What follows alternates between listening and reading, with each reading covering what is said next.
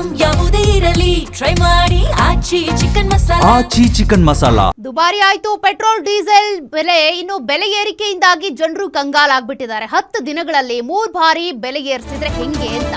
ನಿರಂತರ ಬೆಲೆ ಏರಿಕೆಯಿಂದಾಗಿ ಜನರ ಜೇಬಿಗೆ ಕತ್ತರಿ ಬೀಳ್ತಾ ಇದೆ.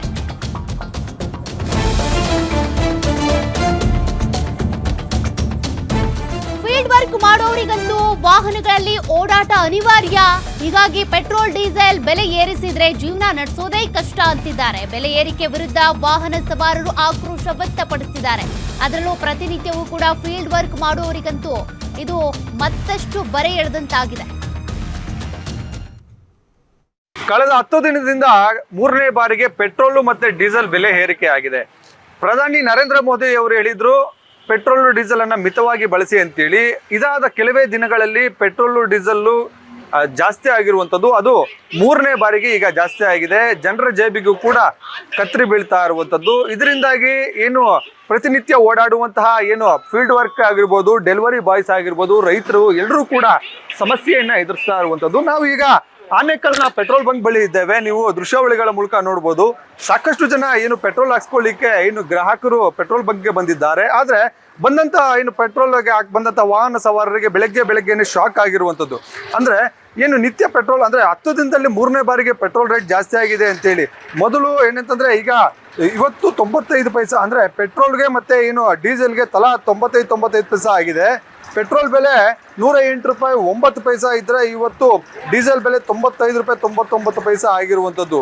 ಅಂದ್ರೆ ನೀವು ನೋಡ್ಬೋದು. ಅಂದ್ರೆ ಡೀಸೆಲ್ ಬೆಲೆ ಮೇ 15ರಿಂದ ಅಂದ್ರೆ 3 ರೂಪಾಯಿ 11 ಪೈಸಾ ಮತ್ತೆ 94 ಪೈಸಾ ಆಯ್ತು, ಮತ್ತೆ 95 ಪೈಸಾ ಆಯ್ತು. ಜೊತೆಗೆ ಈ ಪೆಟ್ರೋಲ್ ಬೆಲೆ ಕೂಡ ಏನಂತಂದ್ರೆ ಫಸ್ಟ್ಗೆ 3 ರೂಪಾಯಿ 27 ಪೈಸಾ ಜಾಸ್ತಿ ಆಗಿತ್ತು 15ನೇ ತಾರೀಕು. ಜೊತೆಗೆ 20ನೇ ತಾರೀಕು 95 ಪೈಸಾ ಆಯ್ತು.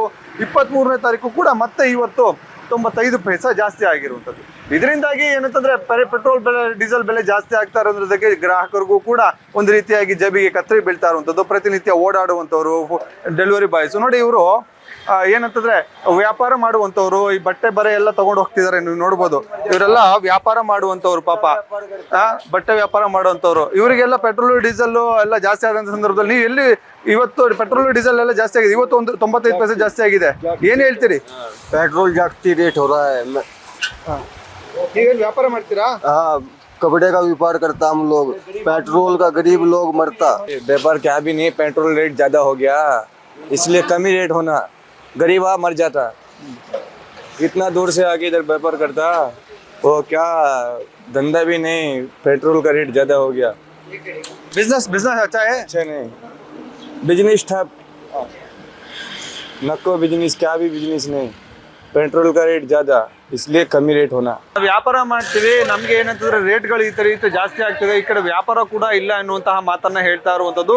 ನಮ್ಗೆ ಏನಾದ್ರು ಪೆಟ್ರೋಲ್ ಡೀಸೆಲ್ ಬೆಲೆ ಏರಿಕೆ ಕಡಿಮೆ ಮಾಡಿದ ಸಂದರ್ಭದಲ್ಲಿ ನಮಗೂ ಕೂಡ ಓಡಾಡ್ಲಿಕ್ಕೆ ಮತ್ತೆ ವ್ಯಾಪಾರ ಮಾಡ್ಲಿಕ್ಕೆ ಏನು ಅನುಕೂಲ ಆಗುತ್ತೆ ಅನ್ನುವಂತ ಮಾತನ್ನ ಹೇಳ್ತಾ ಇರುವಂತದ್ದು.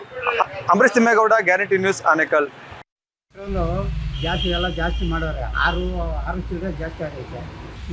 ಈಗ ಬರೋದು ಆ ಕಡೆಯಿಂದ ಇದ್ರಾಗ ಬರ್ಬೇಕಲ್ಲ ಅಡ್ಲಕ್ಕ, ಅಲ್ಲಿ ಬರೋಕ್ಕೆ ಆಗಲ್ಲ ಅಂತ ಹೇಳ್ತಾರೆ.